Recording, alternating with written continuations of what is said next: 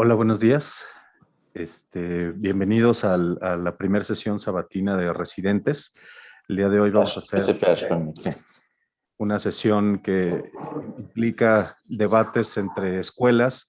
El objetivo es elegir a los residentes, o más bien al residente que nos va a representar en la CAU este próximo año. Y la dinámica de los debates, no sé si tenemos la presentación por ahí.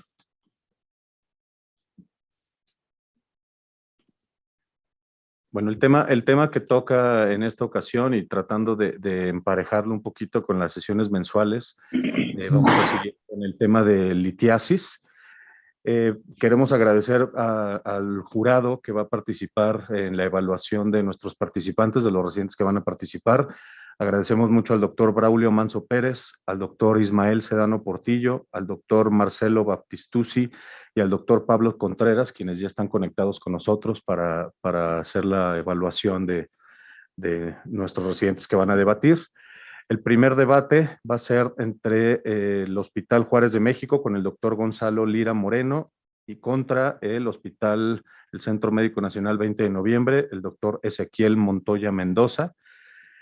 El Hospital Juárez fue coacheado y también agradecemos mucho a los coaches que fueron médicos, urólogos con amplia experiencia en estos temas, que nos apoyaron mucho a coachear a nuestros residentes. Al Hospital Juárez lo coacheó el doctor Enrique Muez y al 20 de noviembre lo coacheó el doctor Carlos Martínez Arroyo. El segundo debate, que el tema va a ser fluoroscopía contra ultrasonido para el acceso de nefrolitotomía percutánea. Es el Hospital Manuel G. González contra el Hospital Militar. Del G. González está Manuel Marquina contra el militar, que está Orión Rodríguez. Al G. González lo coachó el doctor Carlos Méndez Prost y al Hospital Militar lo coachó el doctor Daniel Olvera. También tenemos el día de hoy algo bien importante, que es el concurso para elegir al residente que va a participar en AUA este año en el Resident Bowl, que en un momento nos va a mencionar Alejandro cómo va a ser la dinámica.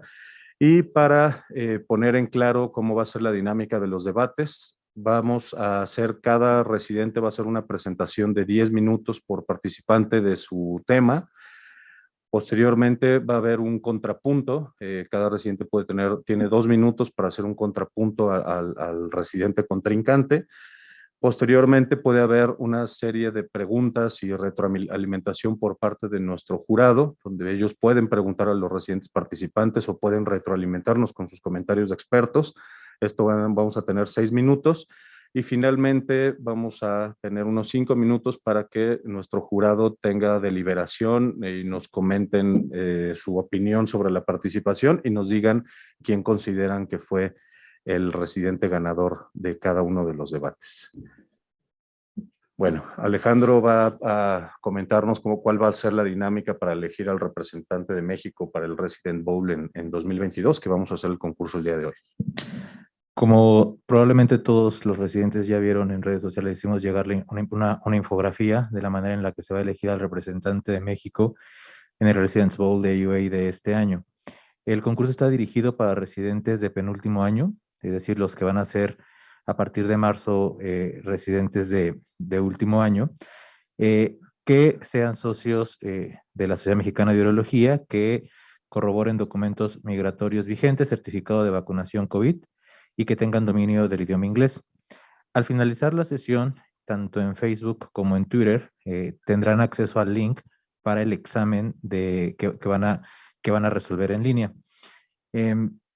Vamos a elegir al ganador de acuerdo al puntaje del examen, y en dado caso que hubiera un empate, lo elegiremos por quien haya contestado o resuelto, enviado primero las respuestas. La que sigue, por favor. Entonces, como les comenté, el link estará en las cuentas oficiales de redes sociales de la Sociedad Mexicana de Urología.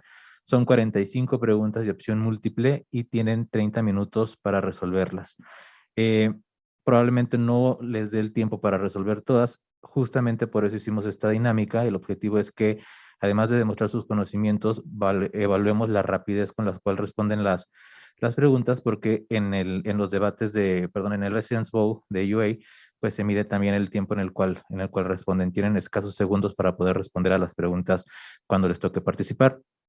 La plataforma se cierra de manera automática a las 10:15. Entonces, les recomendamos que tomen en cuenta este horario. Si ustedes no terminan el examen o ven que no lo van a terminar, envíen sus respuestas, porque de lo contrario, en automático los va a sacar y les aparecerá un mensaje de que han sido descalificados. Entonces, para que antes de las 10:15 envíen sus respuestas, por favor. La que sigue, por favor. El examen está hecho, bueno, inicialmente van a poner, como pueden ver ahí, sus datos, es esencial que los pongan correctos, tanto su correo electrónico como su nombre y sede, y posteriormente ya pasarán directamente a las preguntas. Pueden ver ahí un ejemplo de cómo es opción múltiple, van a elegir la respuesta que ustedes consideren correcta, y una vez que ya elijan la respuesta, la siguiente, por favor. Cuando las vayan a enviar, al final de la página de preguntas, viene un botón de acceso.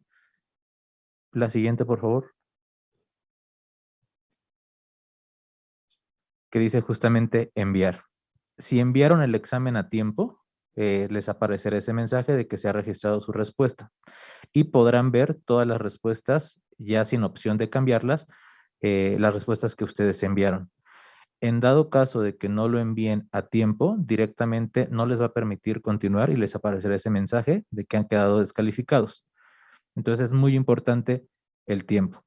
Para evitar para evitar pues que copien o que revisen cosas en internet, cada examen está hecho con combinaciones diferentes. A nosotros nos llegará su puntaje y les haremos llegar los resultados en cuanto los tengamos. Pues esa es la dinámica. Recuerden que nosotros les vamos a comentar aquí cuando ya esté disponible el link tanto en Twitter como en Facebook para que los residentes de penúltimo año que deseen participar pues realicen este examen. Sin más, pues yo creo que comenzamos con la actividad de los debates.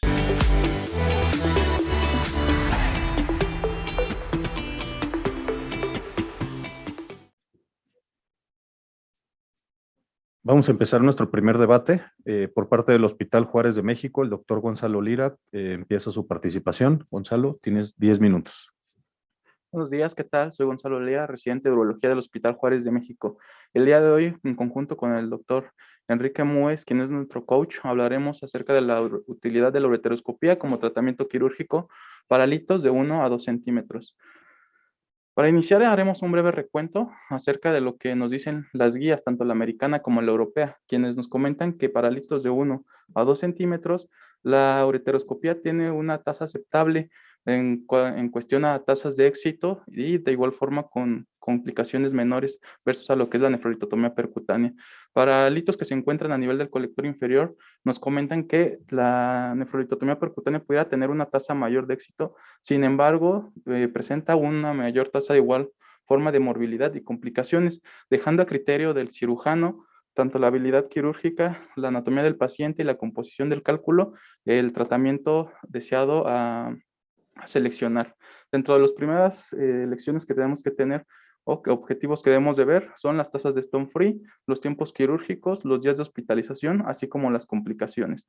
Dentro de las tasas de stone free tenemos diversas series y diferentes artículos, los cuales nos hacen énfasis y nos comparan ambas técnicas. Uno de ellos es este artículo, en el cual podemos visualizar y podemos observar que se evaluaron diferentes series publicadas en PubMed, en Cochrane, así como The Web of the Science, en donde se valoraron litos de diferentes tamaños a nivel de las cavidades renales y que fueron tratados por medio de ureteroscopía, así como nefrolitotomía percutánea. Nosotros solamente tomamos en cuenta los litos que entraron dentro de la consideración que son litos de 1 a 2 centímetros y se valoraron los resultados fueron expresados principalmente en force plots, como aquí lo podemos observar en la diapositiva, en donde el primer punto que se analizó fue el tiempo quirúrgico. Podemos ver que el tiempo quirúrgico fue a favor de la ureteroscopía, teniendo un tiempo medio de 50 a 60 minutos versus 80 a 90 minutos para la nefrolitotomía percutánea, teniendo una adecuada tasa de aceptación por este medio de procedimiento.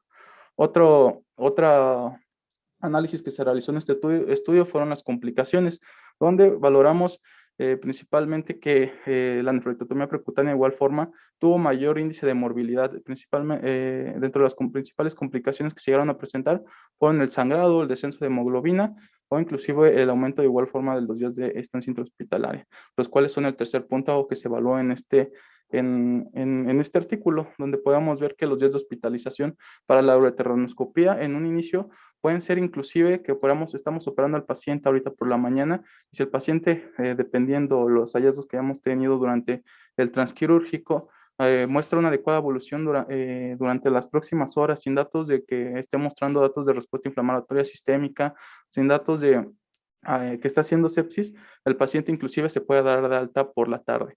Los tiempos medios que se manejan dentro de este artículo es de 24 a 28 horas para la ureteroscopía versus 2 a 3 días para la nefroitotomía percutánea. En base a, de igual forma, los litos que se encuentran a nivel del colector inferior, tenemos este otro artículo en el cual se engloban y se estudian a 220 pacientes, los cuales fueron sometidos 110 a ureteroscopía versus 110 a nefroitotomía percutánea, donde se estudiaron diferentes puntuaciones de igual forma, pero esto específicamente para litos en colector inferior. De estos fueron se analizaron las complicaciones intraoperatorias, así como posoperatorias. Podemos ver aquí en la diapositiva cómo es que para los litos que se encuentran a nivel del colector inferior hubo mayor tasa de complicaciones, tanto para la mini PERC versus a la ureterorrenoscopía, presentando principalmente lo que fue sangrado, disminución de los niveles de hemoglobina, así como complicaciones que según la clasificación de Clevien, las principales complicaciones que se llegaron a presentar fueron grado 3. Dentro de las complicaciones postoperatorias, las que principalmente se llegan a demostrar o evidenciar son la persistencia de la hematuria, que puede llegar a haber perforación a nivel de la pelvis, que de igual forma estuvo presente y que son de las complicaciones que pudieran llegar a presentarse. Dentro de las tasas de stone free que se valoran en este artículo, a los 3 meses por medio de un estudio tomográfico, vemos cómo las estadísticas pues, son realmente similares, un 97% versus el 99% para mini-PERC. Sin embargo, de igual forma, otro punto a considerar es el dolor. El dolor que se valoró por la escala de comodidad y escala visual, en los cuales vimos que para la ureteroscopía, dentro de las primeras 24 horas, pues el dolor para el paciente con un esquema simple de analgésico ya estaba remitido, versus a lo de la nefroitotomía percutánea, que inclusive pudiera llegar hasta los 5 o 7 días. Actualmente pues tenemos diferentes técnicas y diferentes métodos de ureteroscopio, los cuales nos pueden ayudar a mejorar las tasas de éxito. Una de ellas es la técnica de desplazamiento. Cuando nosotros accedemos a un colector inferior y no tenemos adecuada accesibilidad al mismo, o que no tenemos una adecuada colocación para realizar tricia, nos marca diferentes análisis y diferentes artículos que podemos llevar al lito hacia un colector de mayor accesibilidad, en el cual podemos realizar una tricia y mejorar las tasas de stone free. De igual forma, aunado a esto, actualmente los ureteroscopios digitales como es el LithoVue, como es el Pusen, muestran una deflexión de hasta 285 grados, un peso de 500 a 600 gramos y de igual forma una mejora en el sistema óptico, lo cual nos hace conllevar a que con todo esto haya para los pacientes un menor día de hospitalización, menores datos de sangrado, menor dolor postquirúrgico, así como un menor tiempo quirúrgico. Dentro de las complicaciones tenemos este estudio que fue el CROES, el cual se realizó en el 2016, analizó a 1,210 pacientes. De estos, 504 pacientes tuvieron o presentaron un lito de 1 a 2 centímetros. De ellos, las principales complicaciones que se presentaron solamente fueron en el 6.3%, los que se sometieron a la ureteroscopía. Las principales complicaciones fueron sangrado, fiebre y de igual forma alteraciones o afectación a nivel del uréter, las cuales se pudieron resolver sin mayor complicación. Versus comparado a lo que son las complicaciones de la nefrolitotomía percutánea, en el cual tenemos que se han presentado diferentes complicaciones y que están bien descritas en la literatura y que estas complicaciones pues realmente son un poco más graves y de igual forma que conllevan a mayor estancia intrahospitalaria, dentro de las que se han visto que es la hemorragia, la necesidad de transfusión hasta en el 17%, presencia de fiebre que es mayor, de secundaria a la respuesta metabólica al trauma, datos de sepsis y de igual forma, aunque son poco frecuentes, pero no descartables, las lesiones a órgano adyacente, como puede ser lesión a la pleura, lesión al colon, lesión al vaso, con la punción o con una mala técnica de esto, inclusive la presencia de una fístula arteriovenosa. Con lo cual, pues tenemos que estas complicaciones van a ser mayores conforme va siendo desarrollada la curva de aprendizaje, como nos marca la literatura. Se habla que conforme nosotros vamos a ir desarrollando la curva de aprendizaje, mayor va a ser la tasa o el tiempo quirúrgico, el tiempo fluoroscópico, así como las complicaciones que se pueden llegar a presentar. Se habla en este artículo publicado en la Asociación Europea de Urología que la tasa, la curva de aprendizaje para una nefrolectomía percutánea es de 105 casos versus 50 para una ureteronoscopía flexible, el cual se apoya en este otro artículo en el cual nos vuelven a hacer énfasis que la tasa para la nefrolectomía percutánea de igual forma es de aproximadamente 100 procedimientos para ser un experto en este procedimiento, en el cual podemos ver que los tiempos quirúrgicos se llegan a disminuir y los tiempos de fluoroscopía de igual forma llegan a ser ya más aceptables, hasta 7 minutos. Otro punto muy importante es el tiempo de exposición a fluoroscopía, en el cual el doctor Manso, como vemos en este artículo publicado en el 2019, en el cual se hizo una revisión de aproximadamente 100 pacientes en el periodo comprendido del 2016 al 2017, vemos que la ureteroscopía puede ser libre de radiación, en el que se evidenció que las tasas de los pacientes que fueron sometidos tanto a fluoroscopía como a no fluoroscopía mostraron tasas similares de éxito que reducieron los riesgos de exposición a la radiación y que no aumentaron el riesgo quirúrgico ni complicaciones. De esto no disminuyó el éxito de la cirugía. Y para finalizar esta primera parte, tenemos que el CROES nos muestra en este estudio que se analizaron 11.885 pacientes con múltiples litos bilaterales o de igual forma bilaterales, en el cual pues, se pudo valorar que las tasas de stone free pues fueron de aproximadamente el 82% para múltiples litos, para necesidad de retratamiento en un 20% y de igual forma un tiempo quirúrgico un poco más alargado versus a lo que sería un lito único.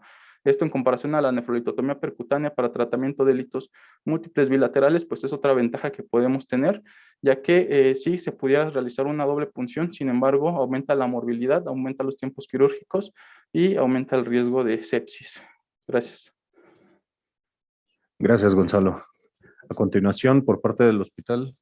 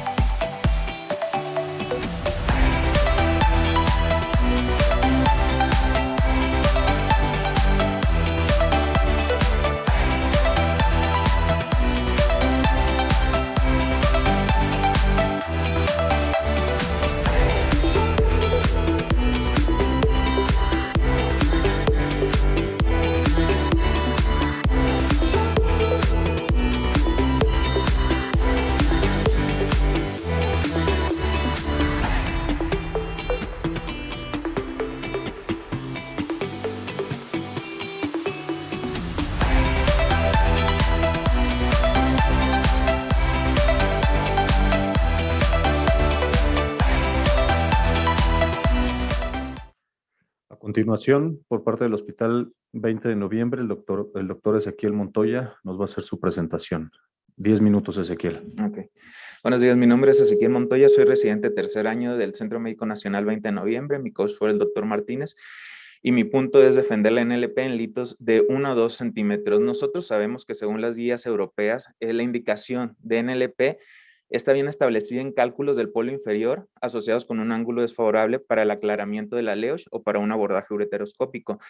Esto es porque se identifica que en los litos de 1 a 20, de 10 a 20 milímetros de tamaño, la tasa de éxito es mayor en un 87% para NLP versus un 81% para ureteroscopía. Las indicaciones también nos nombran el fallo al previo a LEOSH y ureteroscopía, anormalidades anatómicas que impiden el acceso retrógrado distal al paso de los litos el acceso secundario para un fragmento residual o inaccesible resultante de una NLP estándar. Nosotros llegamos a individualizar el concepto de que la NLP se resguarda solamente cuando la ureteroscopía no ofrece una solución, ¿ok? Pero esto es falso. Ambas opciones, tanto la URSS como la NLP, está indicada en primera instancia en litos menores de 2 centímetros. Esto se ha dado porque la NLP con accesos de menor calibre permiten lograr resultados similares con menores índices de complicaciones. Mis palabras van orientadas a que cambiemos de perspectiva y veamos la NLP como una primera opción para el manejo de litos de 1 a 2 centímetros. Si bien el factor que tenemos en contra es que lo primero que se nos viene a la mente es la mayor tasa de comorbilidad por el procedimiento. Eso es cierto, pero hay que ser cautos y replantear cuál es la tasa actual de complicaciones para este procedimiento. Y bueno, según la AUA, los litos menores de 2 centímetros, la NLP presenta un beneficio en los índices de estado libre comparado en un 62 a un 100% de éxito versus la ureteroscopía en 18 a un 90. Todo empezó cuando en 1998 Jadman transpola lo que es el equipo de minipercutánea de niños adultos y él tuvo una tasa de éxito del 89% en pacientes adultos con litos menores de 2 centímetros. Las ventajas incluyeron disminución en la hemorragia, tasa de transfusión, dolor y duración de la estancia hospitalaria. Lo mismo se repite en 2000 con Chan y colaboradores con una tasa del éxito del 94%. ¿Qué se hace primeramente? Se comparan los homólogos, es decir, la NLP versus homólogo la Miniper. Y en 2011, este estudio prospectivo de casos y controles, lo que nos evidencia es que no existe diferencia en las tasas de éxito, pero sí una ventaja en la Miniper, en una menor caída de la hemoglobina, menor necesidad de analgesia y menor hospitalización. Es decir, se fueron basando distintos estudios en los que se redujo, al compararlo Miniper versus NLP, se redujo la pérdida de sangre. Fue tanta la importancia que la tasa de transfusión que se llegó a comparar de un 10.4% de un NLP estándar a 1.4%. Es decir, las complicaciones de la NLP pueden ser reducidas al minimizar el tamaño de la nefrostomía.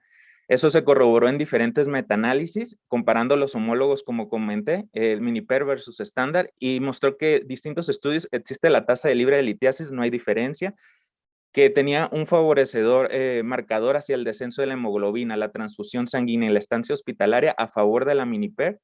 Y bueno, diferentes revisiones como esta revisión sistemática del 2007 nos dan 2 puntos importantes. Primero, que la NLP, la Miniper comparada con la NLP reduce la morbilidad y aumenta la eficacia de la eliminación de cálculos. Bueno, ¿qué pasa ahora traspolándolo esto a la ureteroscopía?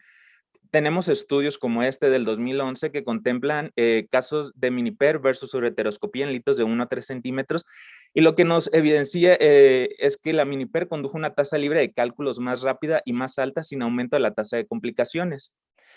Entonces, así como este estudio, siguieron otros la misma línea y podemos observar en el 2012 este estudio retrospectivo comparando Miniper, ureteroscopía y LEOCH.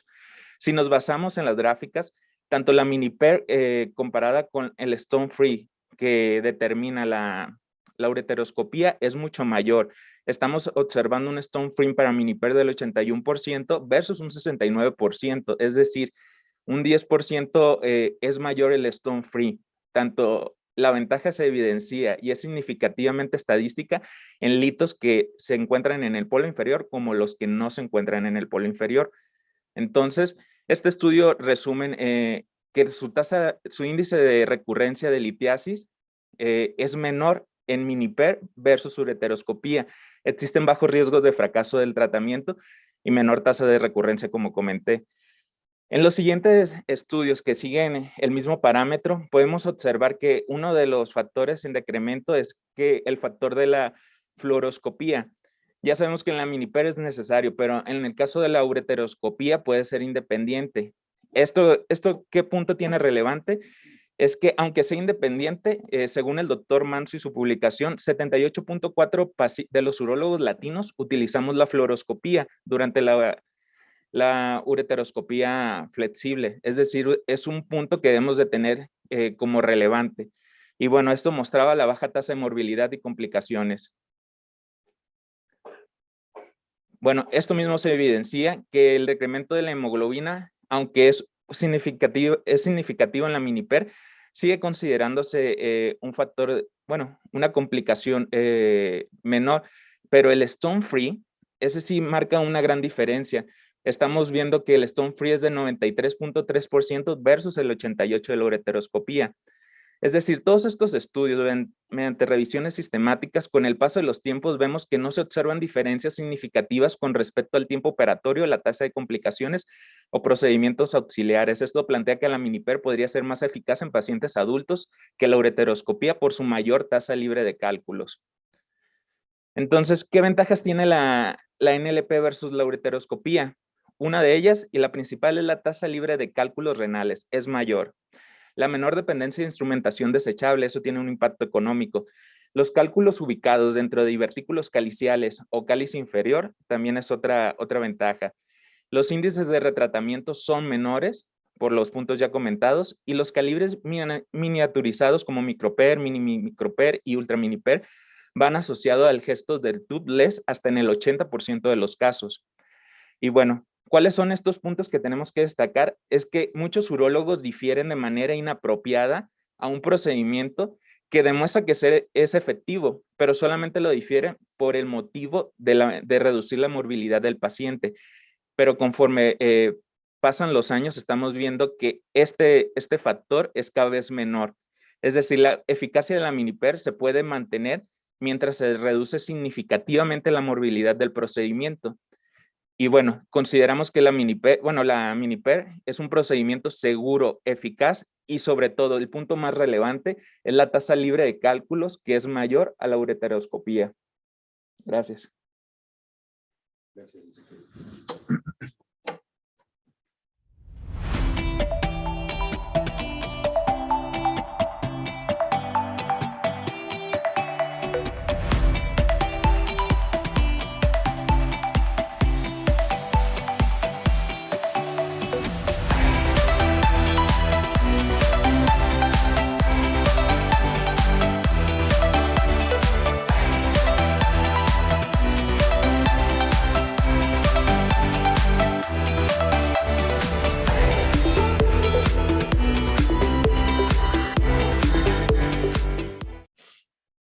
Muy bien, a continuación Gonzalo Lira del Hospital Juárez tiene contrapunto, 2 minutos a favor de ureteroscopía.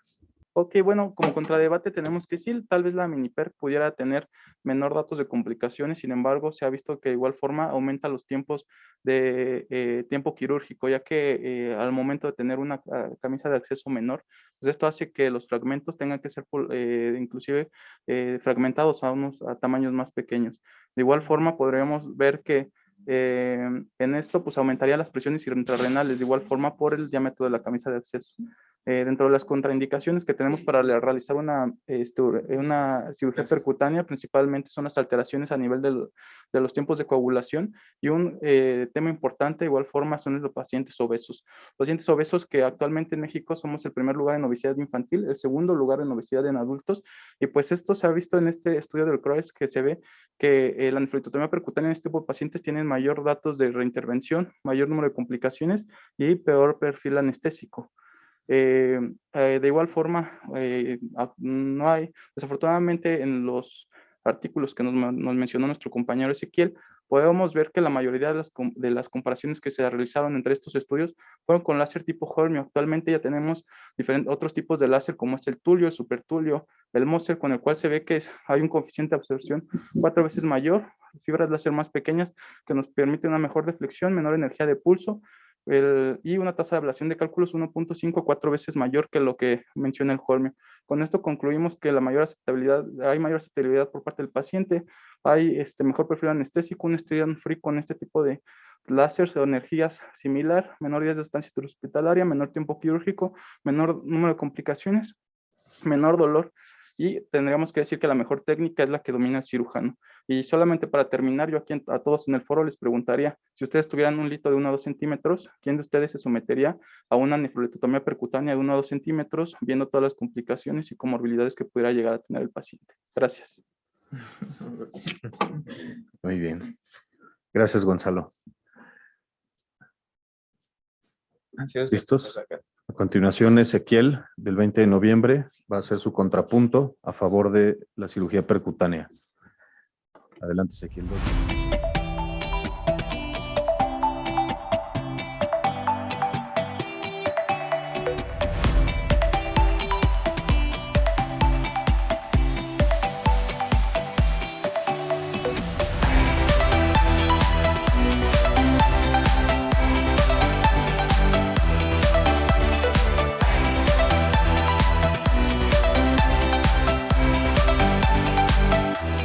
Bueno, nosotros sabemos que la ureteroscopía parece ser la ganadora de la carrera, pero hay un cambio claro hacia la frecuencia de la NLP. Está aumentando. Esto se ve que la progresiva reducción del calibre del tracto ha expandido la utilización de la mini-PER a litiasis de menor tamaño.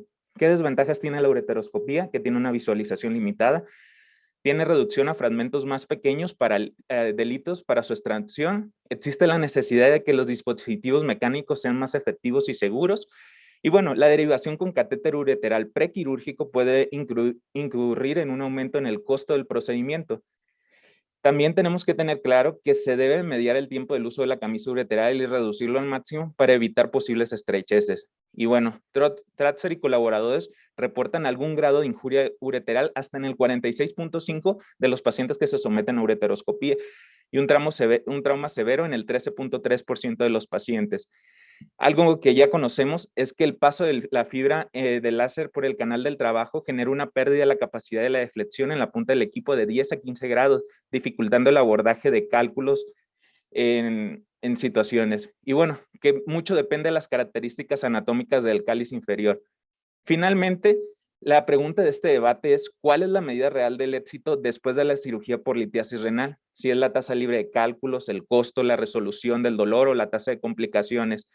Y esas variables dependen de la perspectiva de cada urólogo le demos. Por ejemplo, si yo me lo pregunto, al paciente, yo estoy consciente que con la mini-PER existe una tasa de comorbilidad un poco mayor y una tasa de hospitalización de más días, pero yo en cambio le ofrezco una tasa libre de litiasis muchísimo mayor y una recurrencia que no amerita como la ureteroscopía.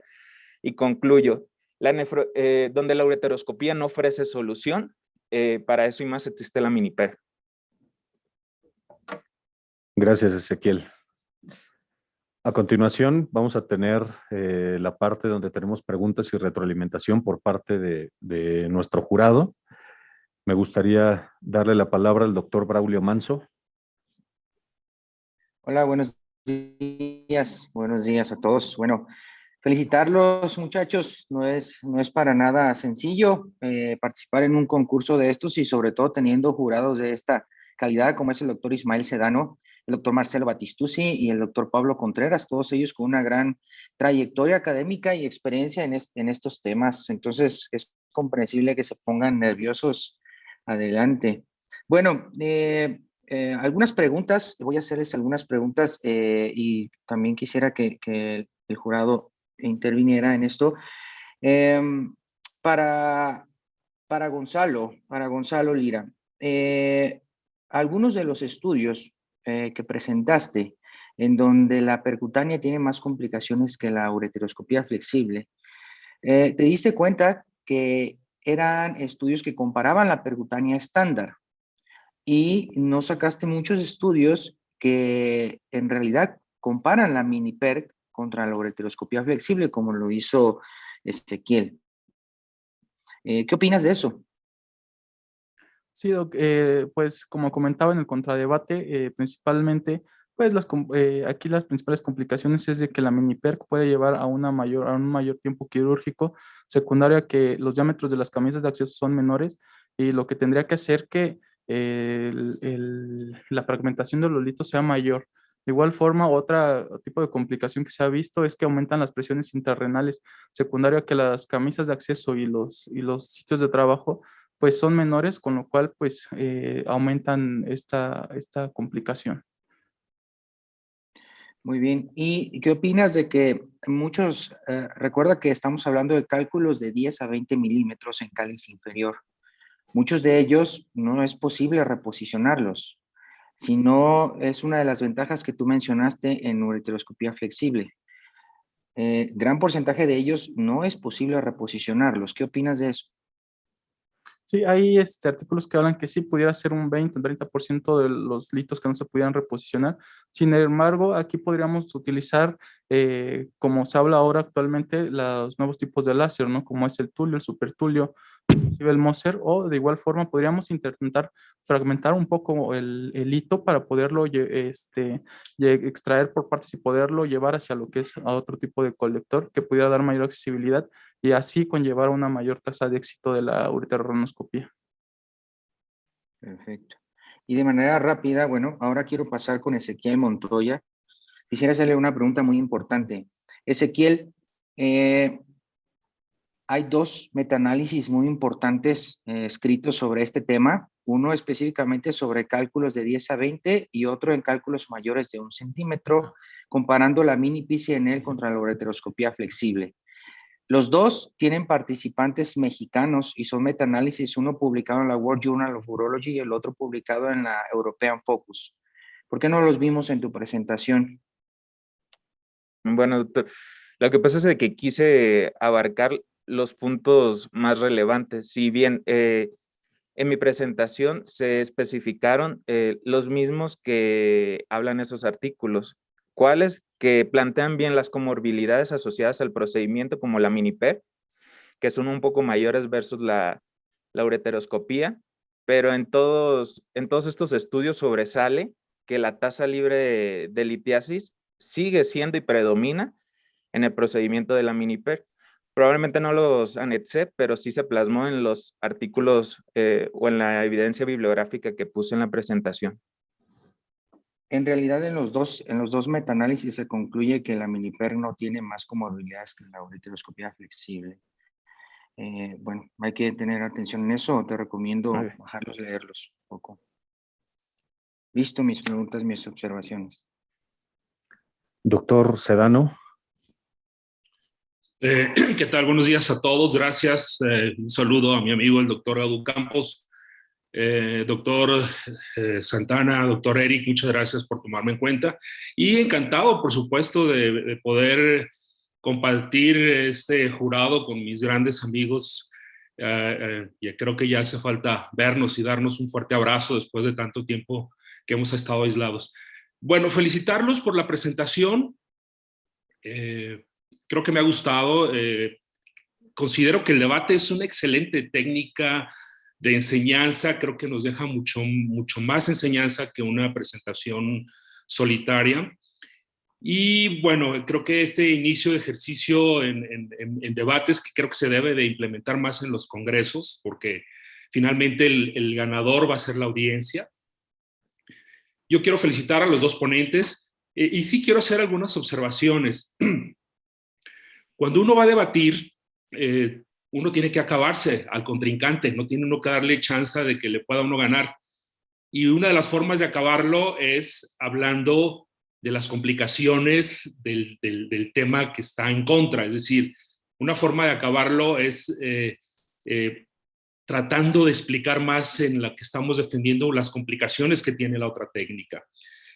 Y creo del doctor Gonzalo Lira me gustó mucho el contradebate. Creo que toda la presentación hubiera sido así como presentaste el contradebate. Me encantó la forma del contradebate. Y sí quisiera hacer alguna observación en cuanto a la presentación. Yo creo que cuando hablamos y damos presentaciones en endurología, tenemos mucho material gráfico y tenemos mucho material de video. Entonces, a lo mejor una forma de poder acabar a tu contrincante es mostrando videos de complicaciones del otro. Por ejemplo, no sé, yo hubiera puesto ahí una perforación del riñón o hubiera puesto por ahí, no sé, un sangrado a través de una sonda de nefrostomía o tal vez, eso impacta mucho al público. Acuérdense que ustedes en el debate tienen que convencer a la audiencia de que tienen que hacer el método que ustedes están defendiendo. Básicamente esa es mi aportación para el doctor Gonzalo Lira. Para el doctor Ezequiel Montoya también creo que el debate completo se llevó muy bien. Durante todo el momento del debate hay que estar hablando de la controversia, hay que estar hablando de la deficiencia que tiene la técnica de la cual estamos hablando en contra, y eso lo hiciste perfectamente durante toda la presentación. Es estar hablando, bueno, hay esta controversia, pero mi técnica es mejor en este aspecto, ¿no? Entonces creo que esa es una parte importante. También si hubieran tenido un poquito más imágenes, me gustó mucho esto de las imágenes de Traxer, de donde ahí se ven las complicaciones de los ureteros perforados. Eso impacta mucho también a la audiencia, como para poder decir, bueno, yo mejor no hago ese procedimiento si existe esa complicación. Quizá si nos hubieras puesto también por ahí una abulsión ureteral o una cosa de esas para que la gente se asuste y diga, no, yo mejor hago percutáneo. Básicamente eso, no creo que es lo que puedo yo hablar al respecto de las dos presentaciones. Me han gustado las dos y creo que estos pequeños puntos se pueden mejorar en un futuro. Muchas gracias, doctor Sedano. A continuación, el doctor Marcelo Baptistucci, sus comentarios. Muchas gracias. Buenos días a todos. Perdão. É prazer enorme estar aqui com vocês, honor muito grande em rever, mesmo aqui lá à distância, o Dr. Braulio, o Dr. Sedano, o Dr. Pablo e todos da diretiva da Sociedade Mexicana, e parabenizar também o Dr. Gadu por o novo presidente da Sociedade Mexicana de Urologia. Muito importante, como o Dr. Sedano disse, essa questão de fazer debates. Eu creio que a ensinança é muito maior quando há ponto e contraponto, e os dois médicos, o Dr. Gonçalo e o Dr. Montoya, em minha opinião, foram muito buenos. Como disse Braulio, é comum ficar nervosos, é uma situação diferente, eu creio que para todos, ter no outro lado, em sua plateia, em sua assistência, expertos que têm muita experiência e podem falar bastante a respeito disso. Eu creio que o Dr. Gonçalo foi muito bueno em sua defesa de ureteroscopia flexível. Hoje, ureteroscopia flexível, indubitavelmente, não há dúvida que é procedimento que veio num crescente muito grande nos últimos 15 anos e nós outros tivemos a oportunidade de começar isso em 2008 em América Latina, em 2006, 2004 em Brasil e 2008 em outros países da América Latina, para acompanhar, e eu tive a oportunidade de acompanhar o câmbio que houve em muitos países que não haviam flexível, e hoje praticamente todos os urólogos têm acesso. A ureteroscopia flexível tem uma curva de aprendizagem muito rápida, né, em torno de 15, 20 casos com bueno proctor, e a percutânea para ter uma excelência em torno de 100 a 110 casos, conforme foi apresentado pelo Dr. Montoya. Isso é importante para falar que a ureteroscopia flexível é mais fácil de fazer uma defesa em debate, ponto e contraponto para cálculos hasta 2 centímetros. As guias são muito claras em las indicações. Em 2007, a ureteroscopia flexível não fazia parte de nenhuma guia como primeira opção, e hoje faz parte de todas as indicações, inclusive em polo inferior. O Dr. Braulio foi muito feliz em falar a respeito disso, né? A abordagem em polo inferior com ureteroscopia flexível tem muitas limitações, o ângulo infundíbulo pélvico, se o infundíbulo é largo ou não, se tem calibre maior ou não, e se há divertículo também ou não. Então, o polo inferior é uma entidade à parte dentro de la urologia, e eu creio que deve ser tratado sempre diferente, por isso que nas guias tem essa diferenciação quando vai ser debate como esse. Mas, em geral, o Dr. Gonçalo foi muito bem, inclusive em seu rebote, onde conseguiu expressar a sua opinião. O Dr. Sedano falou a respeito de las imagens. Sempre as imagens impactam bastante, mas eu creio que o tempo de 10 minutos é tempo muito curto e não há muita possibilidade de pôr muitas imagens, porque muitas vezes os vídeos tomam tempo grande de la ponência e isso dificulta também para manter. Mas, em geral, a ponência é muito boa. Dr. Montoya também defendeu muito bem a cirurgia mini percutânea, na verdade, né, porque a percutânea para cálculos entre 1 e 2 centímetros claro que é muito dependente dos serviços, do que o serviço tem e de lá abordagem possível de fazer, mas a mini percutânea, como ela já é sabidamente a diferença principal com relação à percutânea estándar é o menor sangrado, então a mini percutânea é uma técnica muito boa para esse tamanho de cálculos. E para polo inferior, sempre nós devemos ter esse aspecto como importante, porque a drenagem de polo inferior é diferente, então muitas vezes a ureteroscopia flexível acaba tendo uma taxa maior de cálculos residuais do que a cirurgia mini percutânea. Como o Braulio relembrou muito bem nessas meta-análises que foram citadas por ele, a mini percutânea é uma cirurgia que tem poucas comorbilidades, principalmente quando bem hechas e realizadas com todo o cuidado. Então, em geral, eu creio que eu queria felicitar os dois exponentes, foram muito buenos tanto em suas ponências quanto em suas defensas, e é difícil escolher quem é o vencedor. Felicitações aos dois. Muchas gracias, doctor Baptistucci. A continuación, el doctor Pablo Contreras de Argentina nos puede dar sus comentarios. Muchas gracias. Buenos días, ¿cómo están? Bueno, un gusto verlos a todos y felicitarlos por la iniciativa. Quiero decirles que primero me gusta mucho esto, porque pensar en quién va a ir a la CAU o pensar quién va a ir al Super Bowl basado en el mérito es lo que necesitamos. Esto no es un sorteo, no es una cuestión de azar. Si uno llega porque tiene determinadas condiciones. Así que quiero sinceramente felicitar a las autoridades de la sociedad, a Gadu y a toda la comisión directiva, porque creo que es la manera. Si uno pone los logros basados en el mérito, sube el nivel de todos. Y esto me parece que realmente es muy bueno.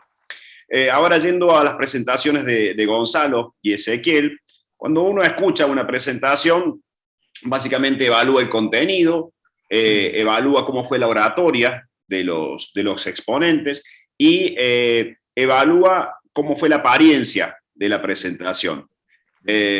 Unas cosas que les dijo Braulio es muy importante. Si yo voy a hablar de algo, tengo que revisar bibliografía nacional. Tengo que tomarme el tiempo de revisar la bibliografía nacional.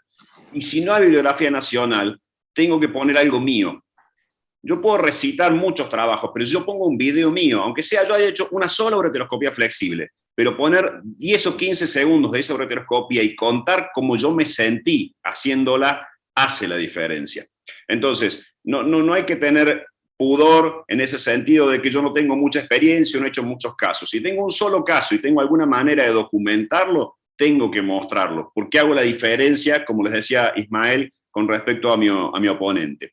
En relación puntualmente a las presentaciones, la presentación de Gonzalo estuvo muy bien. En general uno recomienda poner una diapositiva inicial con un resumen muy cortito y muy claro de qué es lo que yo voy a mostrar. Y después repetirlo quizás al final. O sea, uno tiene que ir llevando el mensaje para que ese mensaje finalmente quede en la audiencia. A mí no me gusta mucho meterle temor a la audiencia. Decirle qué peligroso es lo que mi contrincante está por hacer. En general eso no me agrada mucho. Yo creo que hay que resaltar los beneficios de lo que yo hago. Y después, si hay tiempo, hablar de lo otro. Pero no, el temor, decir que la percutánea es muy peligrosa, no me parece muy buen argumento. Creo que tiene argumentos de sobra la ureteroscopía para defenderse. Y en relación a la presentación de Ezequiel, esto que charlamos, si tenés una ureteroscopía hecha, Ezequiel, mostrala. Cortita, un pedacito, pero contá cómo te sentiste vos como residente, contá cómo te enseñaron. Digamos, lo personal ayuda mucho a la hora de que quien te escucha te crea. Nada más, muchas gracias.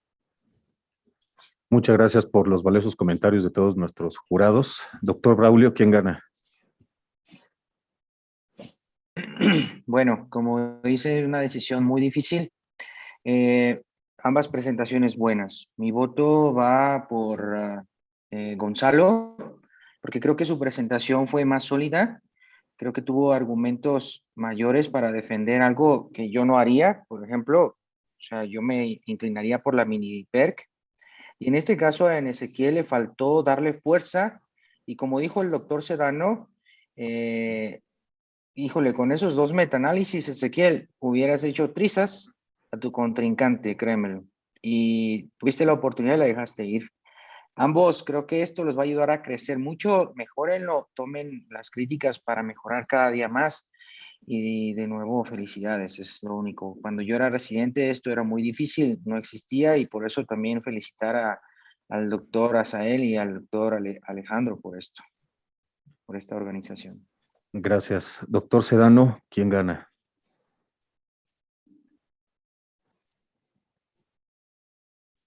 Listo. Bueno, yo analizando las dos presentaciones, igualmente coincido en que las dos fueron unas excelentes presentaciones. Yo creo que los ganadores son ambos. Sin embargo, bueno, uno tiene que decidirse por uno finalmente, pero creo que la experiencia que deja los hace ganadores a los dos. A mí me gustó más la presentación del doctor Ezequiel Montoya, porque estuvo durante toda la presentación hablando de la controversia, es decir, hablando de esto que dice Pablo, hay que establecerlo desde un principio, cuáles son los puntos que se van a tratar. Y Ezequiel Montoya durante toda la presentación estuvo hablando al respecto, hablando de esta controversia. Sí, puedo usar la otra técnica, pero es mejor esta. Puedo usar, hay quien piensa que la otra técnica es mejor, pero esta es también mejor.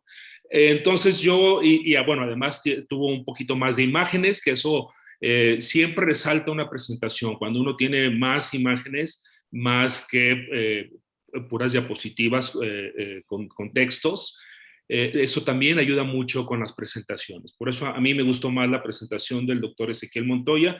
Y bueno, digo, los dos son ganadores, pero para mí el doctor Ezequiel Montoya es el que hizo la mejor presentación. Gracias, doctor Sedano. Doctor Baptistucci, ¿quién gana? ¿Yo posso hablar? Sí, adelante, adelante. Em minha opinião, realmente as duas ponências foram muito buenas, muito ricas, com la parte científica em termos de artículos foi muito bem preenchida também, a recomendação de las guias. Então, hoje, principalmente pensando na parte judicial de todo, eu creio que em México, como em Brasil e todos os países, há muitos problemas judiciais. Então, as guias são muito importantes para nós porque as jurisprudências forenses mostram para nós que temos que seguir algo para oferecer aos nossos pacientes. Então, isso é ponto que os residentes têm que saber, e foi muito interessante. Os dois médicos começaram com as guias, e eu creio que os coaches foram muito buenos nesse aspecto também. Nós esquecemos de parabenizar os coaches, foi muito buenos os dois. Eu creio que as ponências, doutor Montoya e doutor Gonçalo, foram muito felizes. Dr. Gonçalo teve que defender tema que teoricamente é mais fácil, que é a flexível atualmente, que ela é um método mais utilizado do que a mini percutânea, em litos de 1 a 2 centímetros. E Dr. Montoya foi, na minha opinião, pouco mais tranquilo. E como o Dr. Sedano disse, foi muito incisivo em defender uma técnica que é no mundo atual, sob a visão da maioria dos urólogos, a ureteroscopia flexível, por ser mais comum e mais hecha por todos os médicos, seria a melhor indicação para litos entre 1 e 2 centímetros. Então, foi muito feliz, eu creio, e meu voto também vai para o Dr. Montoya. Gracias, doctor Baptistucci. Doctor Pablo Contreras, ¿quién gana? Parece The Voice, tenemos que hacer así con Ismael, con Marcelo y con Braulio, ¿no? Bueno, teniendo en cuenta oratoria, contenido y apariencia y manera de presentar, me convenció más Ezequiel. Gonzalo, estuviste fantástico, pero muchas veces es una cuestión de llegada y cómo me llega el mensaje, y a mí me llegó más el mensaje de Ezequiel. Muchas gracias. El ganador es el doctor Ezequiel Montoya. Felicidades a los dos, grandes presentaciones. Vamos a pasar al segundo debate.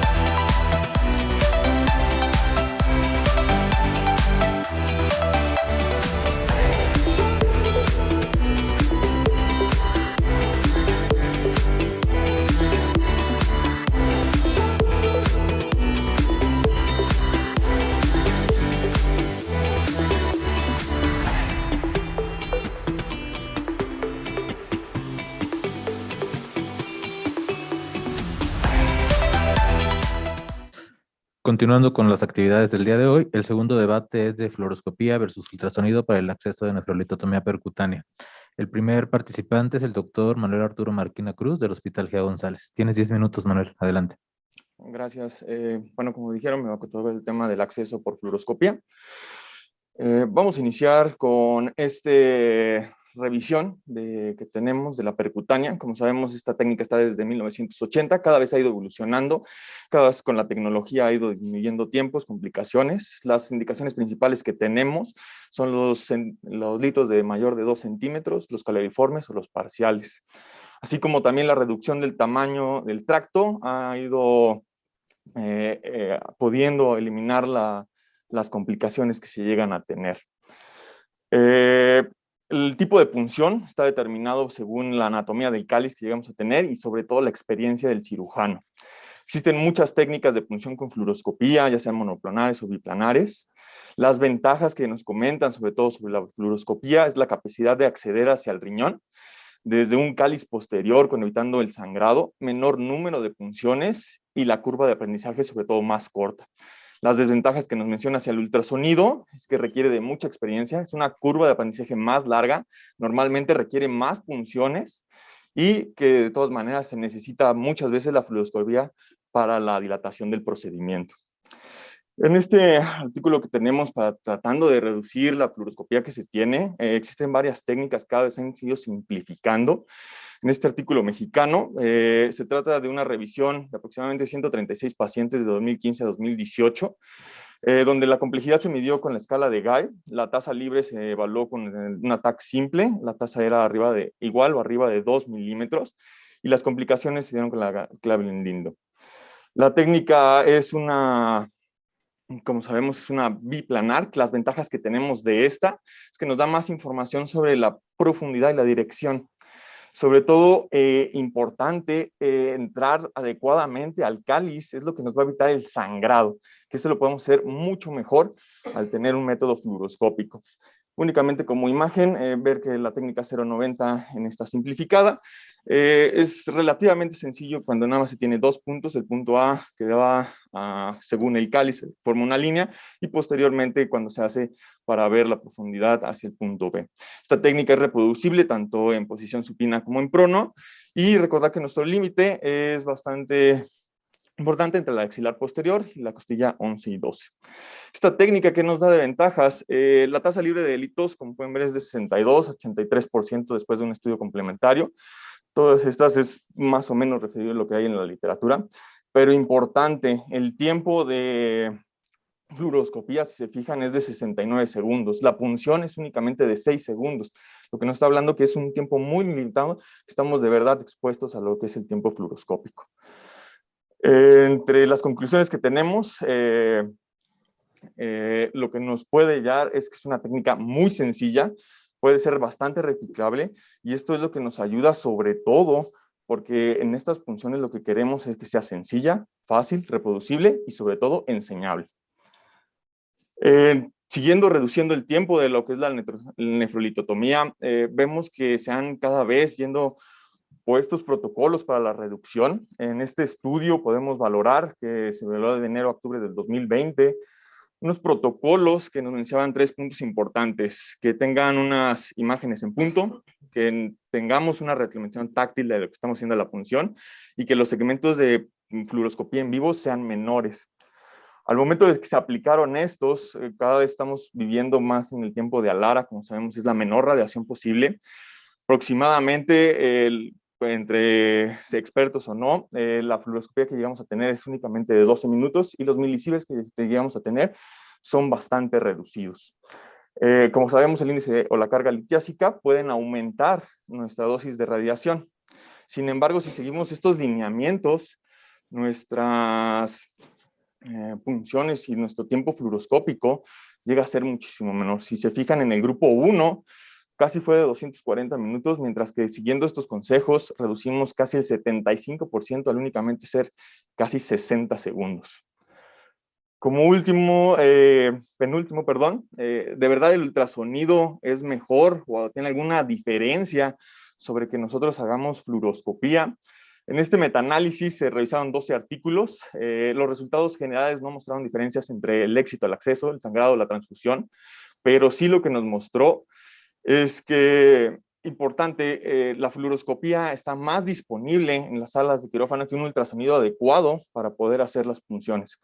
La localización de cálculos residuales fue muchísimo más sencillo con la fluoroscopía. La mayoría de las complicaciones y la reducción de estas se llevó casi todas con fluoroscopía, y el mantenimiento que puede mantener un fluoroscopio aproximadamente al año es de $200 anuales. En cambio, el mantenimiento que debe de tener un ultrasonido adecuado debe ser de $4,000.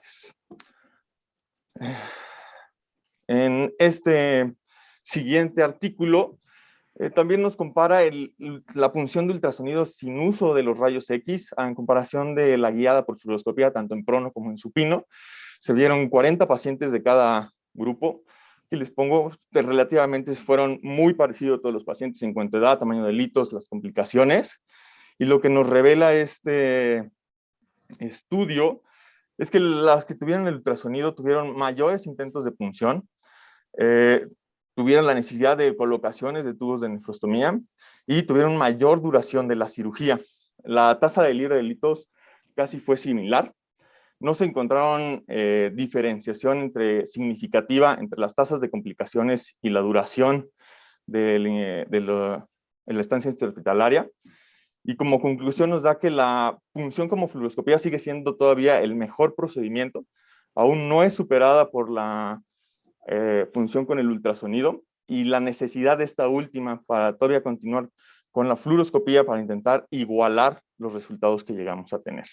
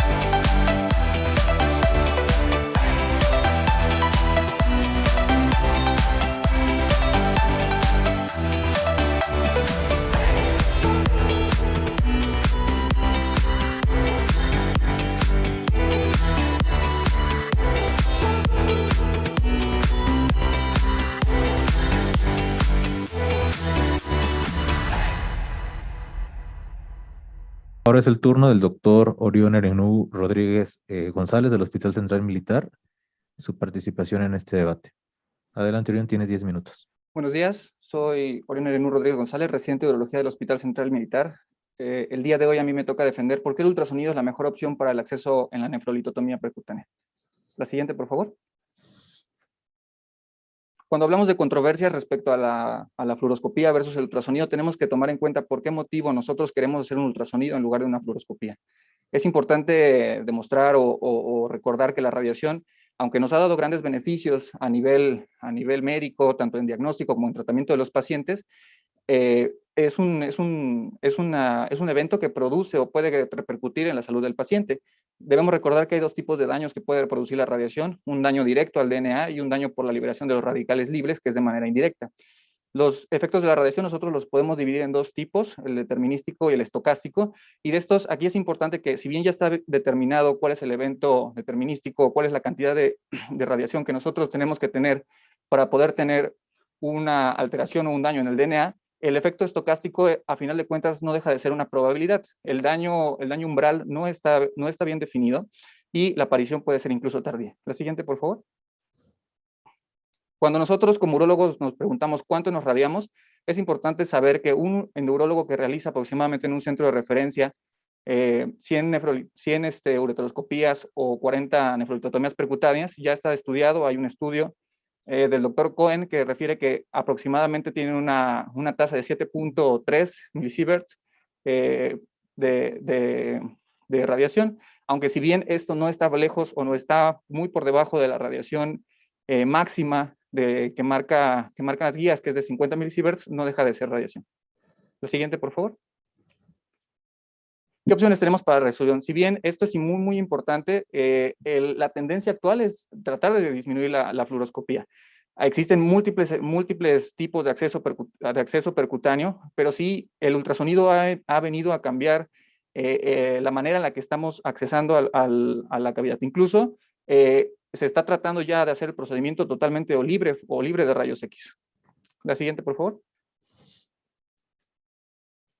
Punto por punto, cuando nosotros comparamos la fluoroscopía versus el ultrasonido, tenemos que ver los puntos de nuestro procedimiento. Realmente es más seguro hacer el acceso por ultrasonido o fluoroscopía. Aquí presento una tabla de un metaanálisis del doctor Corrales, ese es un estudio del 2021, donde se estudiaron 18 estudios y en total se revisaron 2.919 pacientes, donde se evidenció que realmente no hay una disminución de la hemoglobina cuando comparamos ultrasonido versus fluoroscopía.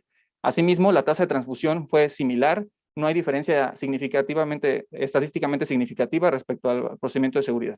¿La que sigue? Cuando nosotros tenemos el ultrasonido, nosotros podemos evidenciar muchas de las estructuras de manera directa, podemos ver el hígado, el vaso, podemos ver intestino, y esto, pues, al final de cuentas, como cirujanos, siempre nos da mucha mayor seguridad para el acceso de la nefrolitotomía. ¿Es más efectiva la fluoroscopía contra el ultrasonido? La verdad es que en el metaanálisis se determinó que no existe una diferencia estadísticamente significativa. La tasa de punción es similar, incluso una vez que el cirujano ha dominado la técnica del ultrasonido, disminuye su tiempo para el acceso al cáliz deseado. Adelante, por favor. ¿Qué tan difícil es aprender el ultrasonido? Algunos detractores refieren que la curva de aprendizaje del ultrasonido es difícil, sin embargo, nosotros como urólogos vamos realizando ultrasonido durante todo nuestro aprendizaje, durante toda nuestra formación, y aquí presento dos estudios que me parecieron sumamente interesantes. Una es una cohorte prospectiva de 120 procedimientos, donde se siguió un endourologo Nobel respecto a la realización de acceso por ultrasonido de 2013 a 2016.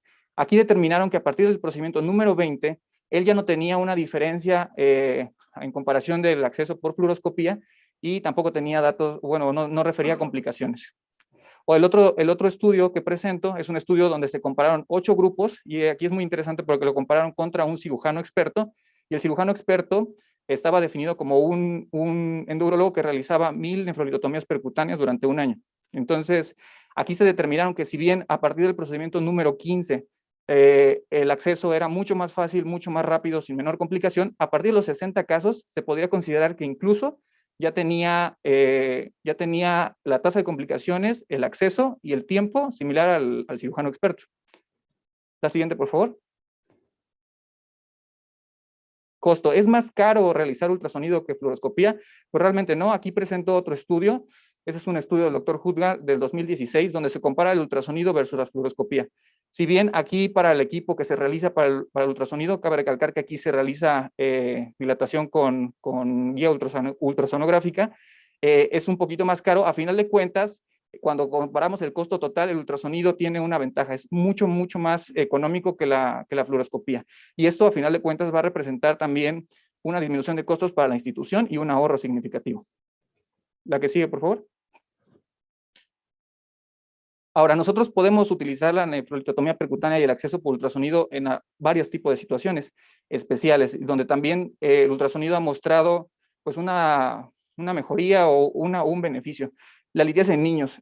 Actualmente el acceso por ultrasonido en niños es el gold estándar y eso cabe mucho recalcar. Los niños, a final de cuentas, son mucho más sensibles a la radiación, su esperanza de vida es mucho mayor, por lo que a final de cuentas la dosis acumulativa de radiación va a ser mucho mayor y también podemos utilizarlos en otro tipo de alteraciones como malrotaciones renales o riñón ectópico. La que sigue, por favor. Para concluir punto por punto, cuando nosotros comparamos el acceso por ultrasonido versus el acceso por fluoroscopía, nosotros de los puntos que hemos mostrado, si comparamos seguridad, adelante por favor, vemos que realmente de acuerdo a los metaanálisis no hay una diferencia en cuanto a la seguridad. Si nosotros comparamos la efectividad, realmente el ultrasonido, una vez que se ha dominado la técnica, es mucho más efectivo que la curva de fluoroscopía. Cuando nosotros evidenciamos qué tan difícil o qué tan fácil es aprender la curva del procedimiento, pues realmente es mucho más fácil realizar un acceso por ultrasonido. El costo muestra también beneficio por la disminución del costo del técnico de radiación y el uso del fluoroscopio, y en situaciones especiales también tiene una cabida el acceso por ultrasonido. Y sería todo. Muchas gracias. Muchas gracias, Orión, por tu participación. Perfecto, doctores, estamos prevenidos, por favor, para los 2 minutos de debate. ¿Va con presentación?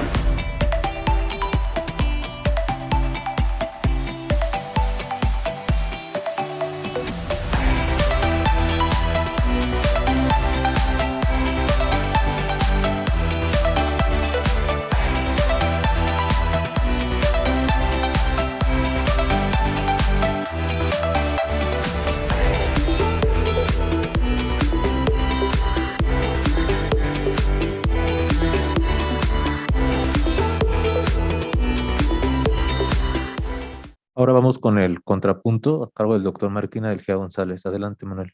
Gracias. Por último, quisiera presentar este metaanálisis. Es donde nos hace la seguridad y la eficacia entre el ultrasonido contra la fluoroscopía. Sí, es un metaanálisis importante, acercando las principales bases de datos que tenemos, PubMed, Embase, Cochrane, donde buscamos siempre los resultados primarios, la tasa libre de cálculos y sobre todo la tasa de complicaciones, como secundarios la estancia hospitalaria, los sangrados que llegáramos a tener.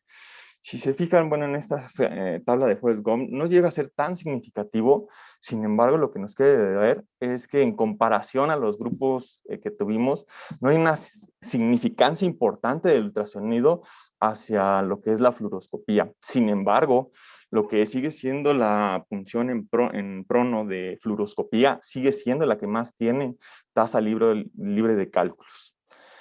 En conclusiones, el ultrasonido todavía no es superior a la fluoroscopía. La fluoroscopía sigue teniendo mejor tasas de libre de cálculos. La fluoroscopía sigue teniendo la capacidad de identificar complicaciones trans y posoperatorias, los costos más baratos y una mayor disponibilidad en todos los hospitales. Por lo que migrar a una técnica que ya está conocida y manejada como la fluoroscopía, a un ultrasonido que amerita más habilidad, práctica, curva de aprendizaje, que no es superior, que sigue requiriendo para la legislación la fluoroscopía, sigue siendo todavía muy debatible. No es algo que diga yo, es algo que está muy bien estudiado, tanto en niños, pacientes complicados, pacientes sencillos. Se ha visto que puede ser una buena manera de ayudar, pero la fluoroscopía todavía sigue siendo nuestro parteaguas. Acabamos de ver el jueves que hasta el mismo chairman de un hospital como la... Termina tu tiempo, Manuel. Sigue utilizando fluoroscopía.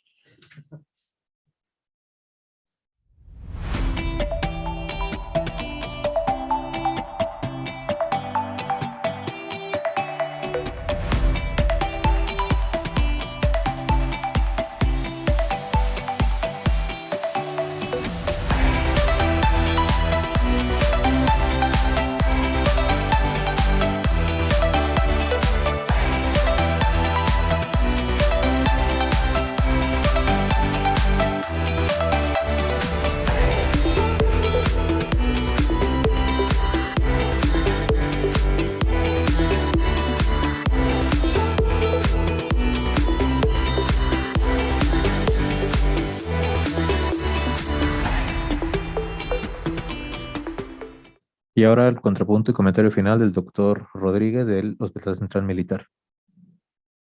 Bueno, de acuerdo a la curva de procedimiento, realmente el ultrasonido no ha demostrado que sea mucho más complejo, como les comenté durante la presentación. Nosotros como residentes durante toda nuestra formación realizamos ultrasonidos. Nosotros vemos mucho más riñones de lo que pudiéramos hacer fluoroscopía. Entonces el acceso, a final de cuentas, cuando uno migra el conocimiento que tiene para revisar o ver un paciente que esté dilatado a hacer una punción, se puede realizar. Los dos estudios que mostró el doctor, tanto el del doctor Cohen como el doctor Yang, son metaanálisis, que es el grado de evidencia más alto que podemos nosotros demostrar o tener en el área médica. No muestran una diferencia significativa, y lo que yo estoy tratando de decir no es que el ultrasonido sea mejor que la fluoroscopía, son iguales, o incluso es mejor el ultrasonido. Pero aquí lo que estamos tratando de demostrar es que tenemos la misma efectividad, tenemos muchos mejores beneficios, y sin embargo estamos disminuyendo la tasa de radiación. Importante recordar que lo que nosotros estamos defendiendo es el efecto estocástico, es decir, son probabilidades. Entonces lo que no queremos es llegar a la probabilidad de generar alguna patología o un daño en el ADN. Sería todo. Muchas gracias, Orión. Bueno, pues ahora pasamos a la siguiente etapa, que son los comentarios y preguntas por los jueces. Comenzamos con el doctor Braulio Manso. Hola, en esta ocasión, bueno, un tema también muy interesante. Felicidades a los dos contrincantes. Me gustó mucho, bueno, esta última conclusión, en donde realmente se dice que no es que se estén poniendo a competir una cosa con la otra, ¿no? Sino que se trata de tener más herramientas hoy en día y siempre tener una mente abierta para las nuevas innovaciones, y sobre todo tener seguridad para el staff quirúrgico. En realidad no tengo preguntas. Felicitar a los dos contrincantes. Los dos pusieron literatura abundante, que es lo principal. A final de cuentas, todo lo que digan tiene que estar soportado científicamente, y lo hicieron de manera adecuada. No tengo ninguna pregunta en esta ocasión. Gracias, doctor Manso. Doctor Ismael Sedano, sus comentarios, por favor. Sí, gracias. Mis comentarios son el primer comentario respecto a la presentación. Yo creo que debe haber, la presentación debe ser una parte fundamental del debate, y la presentación, la calidad de las diapositivas, creo que también es parte del debate, porque uno también tiene que impactar con la calidad de la presentación. Entonces, veo apagada la presentación del doctor Marquina, y me gusta mucho la presentación del doctor Orión Rodríguez en lo que respecta a la presentación. Del doctor Marquina estuvo bien defendido respecto a la evidencia que hay, la evidencia bibliográfica, muy buena evidencia bibliográfica. Y básicamente, pues es eso. Quizá un punto fundamental para poder decir que es mejor la fluoroscopía contra ultrasonido. El tema es muy difícil, ¿no? No sé, me hubiera gustado que una de las conclusiones pudiera haber sido que la fluoroscopía te puede salvar un procedimiento cuando el ultrasonido puede fallar. Entonces, eso sería una parte importante. Creo que defender ultrasonido es complicado, sin embargo, creo que se hizo una muy buena defensa. Y me gustó la presentación. Creo que la presentación donde nosotros vemos estos videos cortos que muestran el punto importante del procedimiento, como digo, se ve maravilloso esta parte donde va entrando la aguja, donde se van viendo todo, la profundidad de la punción y cómo llega al sistema colector. Eso impacta mucho a la audiencia. Eso cuando alguien ve eso dice, wow, esto es maravilloso. Creo que es muy difícil poder defender ultrasonido porque sinceramente, bueno, que pensar que es una parte del procedimiento, pero siempre finalmente se va a usar fluoroscopía. Hay, aunque algunos reportes en China, donde se hace todo el procedimiento con fluoroscopía, pero bueno, creo que la seguridad siempre será complementarlo con la fluoroscopía. Para mí me gustó mucho más la presentación del doctor Orión Rodríguez. Creo que llama la atención la forma de su presentación, de sus diapositivas. No me gustó del doctor Orión Rodríguez el contradebate, la conclusión. Yo creo que también ahí hay que hacer el contradebate también con imágenes o quizá también con bibliografía. Pero en general, para mí la mejor presentación y el ganador sería el doctor Orión Rodríguez, que le tocó un tema difícil, pero que fue bien defendido. Gracias. Doctor Marcelo Baptistuzzi, ¿alguna pregunta o comentario para los debatientes? Está muteado su el micrófono, doctor. Nenhuma pergunta, mas 2 comentários rápidos. Na verdade, esse tema para nós é muito importante. Me gusta muito da técnica que o Dr. Braulio descreveu ou reescreveu da técnica biplanar, porque muitas vezes quando tu consegue fazer corretamente, tu ganha muito tempo em la punção e diminui bastante o tempo de fluoroscopia. Eu creio que as outras técnicas também, ouro de boa e triangulação, todas cada vez mais com um bom aprendizado, a quantidade de fluoroscopia é pequena. Mas, em geral, eu creio que há uma tendência muito grande em querer diminuir a fluoroscopia intercutânea, porque nós hoje hacemos muito flexível, que há uso de fluoroscopia, e quando eu era residente como eles, nós não tínhamos flexível, então a carga de fluoroscopia era muito pequena em comparação com hoje. Então eu creio que esse tema é muito importante. Os 2 médicos defenderam muito bem os temas, lembrando que a apresentação de Dr. Orion realmente teve slides mais vistosos, mais bonitos, vamos dizer assim, um pouco mais imponentes, e por defender um tema muito difícil. Eu creio que a única falha, como o Dr. Cedanho falou, foi no reboot, onde deveria ter o último slide que tu pôs em sua ponência, talvez não deveria ter colocado em sua ponência e solamente manter esse slide no reboot para que tu pudesse justificar o ultrassonido. E para terminar, um comentário que eu creio que é muito importante. Então, os 2 médicos mostraram ótima bibliografia e as vantagens que tem nos 2 métodos. E hoje, cada vez mais, a metodologia combinada tem sido a melhor coisa. Tu haces uma ultrassonografia para mirar a ventana de punção, para hacer a punção, e depois disso, como disse Cedanho, por seguridade, tu pode complementar o tratamento ou com, se for uma cirurgia de ESIRS ou mini-ESIRS, por visão direta, onde aí não há uso de fluoroscopia, ou pode tu fazer a complementação quando é uma cirurgia percutânea solamente com uma fluoroscopia, mas aí sim com pouca fluoroscopia na dilatação. Em resumo, as 2 apresentações foram muito boas. Gracias, doctor Marcelo. Doctor Pablo Contreras, sí. Su retroalimentación, Orión, por favor. Orión, una pregunta. ¿Por qué no tenías diapositivas para el Rebutal? Bueno, consideré que el contrapunto iba a ser, digamos, en vivo y dinámico con respecto a lo que se había considerado del ponente. A final de cuentas, creo que los argumentos deben estar en la diapositiva. Cuando se está defendiendo un tema, se presenta directamente la diapositiva y parte de la diapositiva es mostrar los contrapuntos o los beneficios que tiene la técnica contraria. Esa es la situación. Ok, si la indicación fue que había un punto y contrapunto y después había un Rebutal, creo que tenés que hacer las diapositivas. Y es un detalle importante. Si uno tiene tiempo, tiene que aprovechar ese tiempo. Como te dijo Ismael, estuviste muy bien. Tu presentación fue más vistosa, tuviste buenos videos, pero la segunda oportunidad tenés que aprovecharla. Tenés que aprovecharla porque es el momento donde vos podés tomar las debilidades de tu oponente. 2 comentarios. Diapositiva 1 y diapositiva final son las más importantes. Es como cuando ustedes dan un concierto de rock. Es el primer tema y el último tema.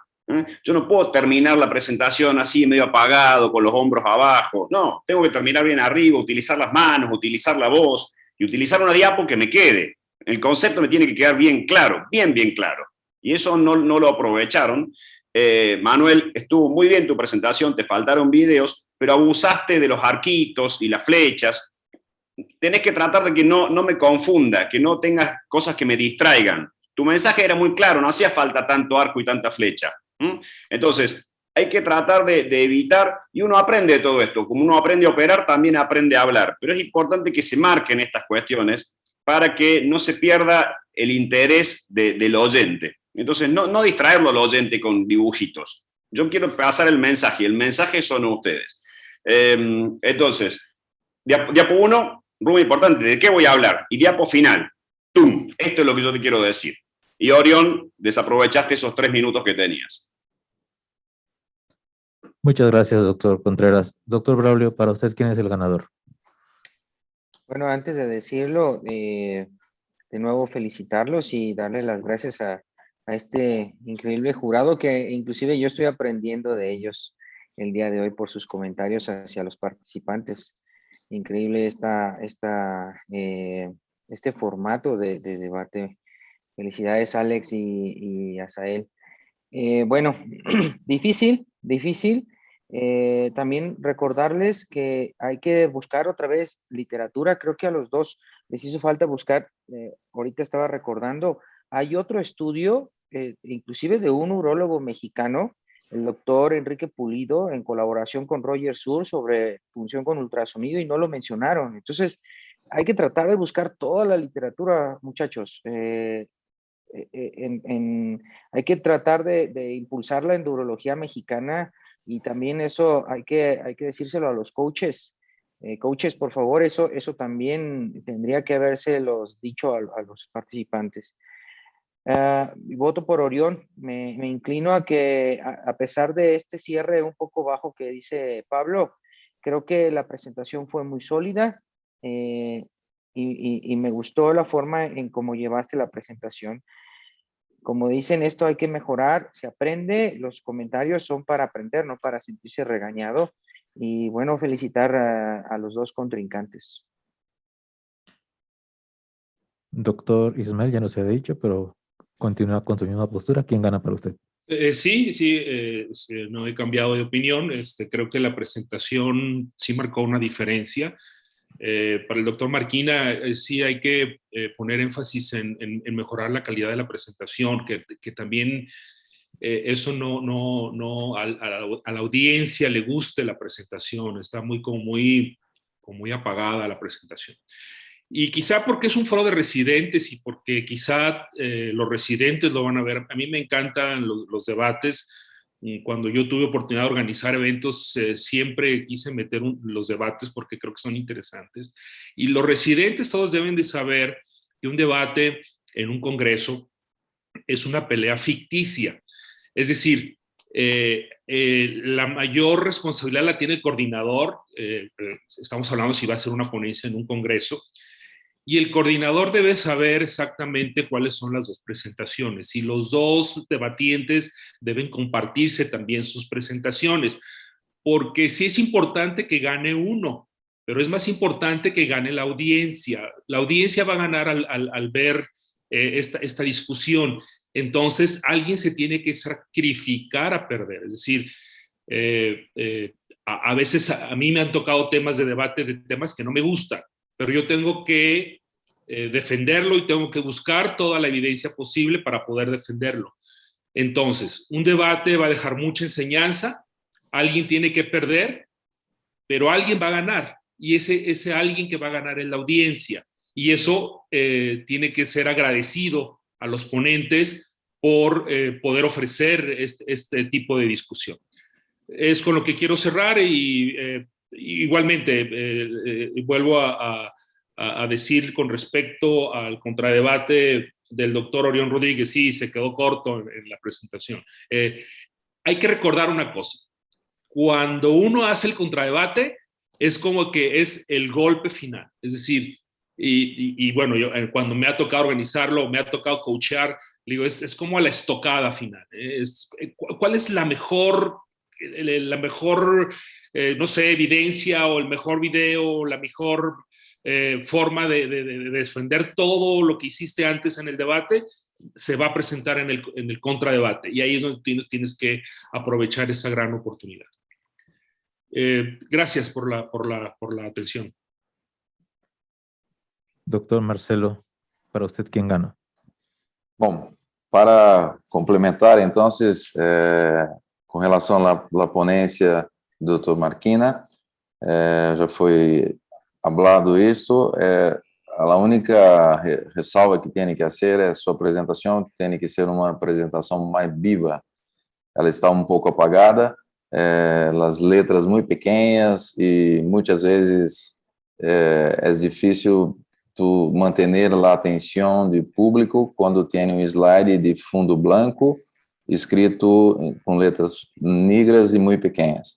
É interessante, sim, o fundo branco sempre com poucos escritos em slide, mas de uma maneira um pouco mais viva. Os vídeos sempre são muito importantes e principalmente em acesso. Tu perdesse uma chance muito boa de mostrar a técnica de Braulio, de mostrar a técnica de triangulação, de mostrar a técnica de ojo de boi e também de mostrar as técnicas em supino, sim, somente em monoplanar. É modo interessante porque o público, como já foi dito por todos acá, o público, para se manter atento, necessita ter slides que lhe chamem sua atenção. Com relação ao conteúdo de tua ponência, muito bueno. Em rebote, tu perdesse o tempo, passasse um pouco do tempo, isso também é importante, que como o Dr. Cedanho disse, temos que ter em reboot um golpe final, tu tem que mostrar toda a definição e um resumo de toda a sua ponência, mas sempre mantendo o tempo no caso, 2 minutos. Com relação ao Dr. Oriol, lá a apresentação foi muito convincente, muitas pessoas que seriam contra o ultrassonido, mirando sua ponência, podem ficar parcialmente convencidos, realmente foi uma ponência boa.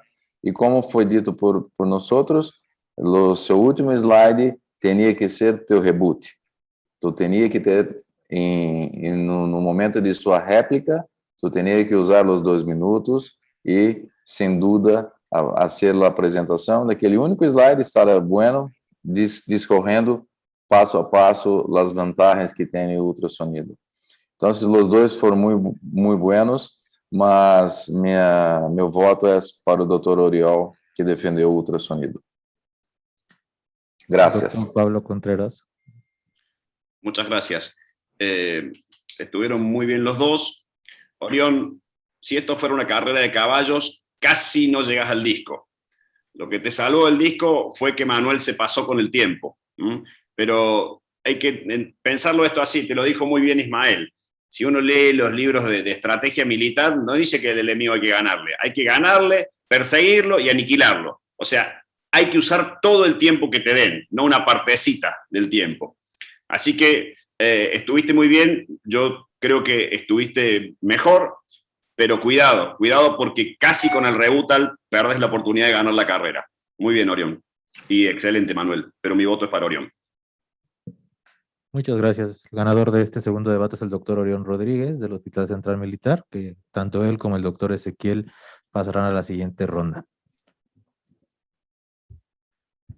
Pues para concluir la sesión, queremos agradecer mucho a el jurado que nos acompañó hoy, un jurado de primer nivel, un honor tener la presencia del doctor Braulio Manso, del doctor Ismael Sedano, del doctor Batistucci y del doctor Pablo Contreras.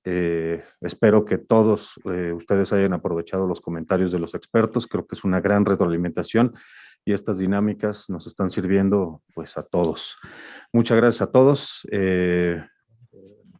vamos, perdón. Vamos a ver la dinámica nuevamente del examen. Ok, vamos a cerrar en este momento la cuestión de los debates y a continuación vamos a volver a presentar la dinámica para la evaluación, para el concurso de quién va a participar en AUA, en el Resident Bowl. Entonces, Alex les va a decir otra vez la dinámica para que empiecen a conectarse, a prepararse para la evaluación, que es una gran oportunidad. Muchas gracias a los señores del jurado, muchas gracias a los coaches. Gracias.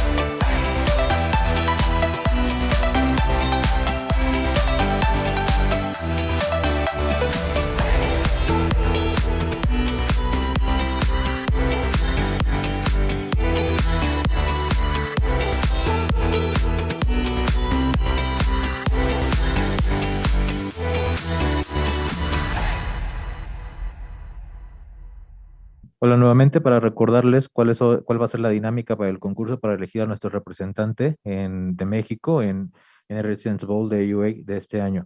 Recuerden que la invitación está hecha para todos los residentes de penúltimo año. En este momento, tanto en Facebook, en la página oficial de la SMU, como en Twitter, ya está el link para que puedan acceder al examen. Tienen 30 minutos para responder.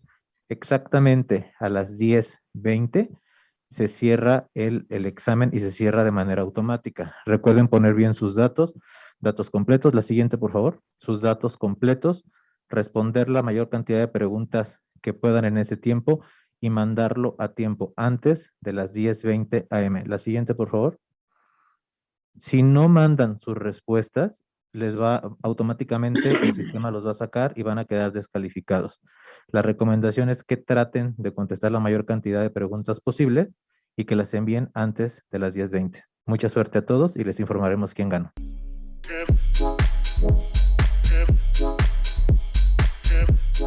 Hola nuevamente. En este momento se cierra el examen. Les agradecemos a todos los residentes su participación. De momento nos han llegado 23 exámenes con sus respuestas. Le notificaremos los resultados más adelante. Muchas gracias a todos y buen día.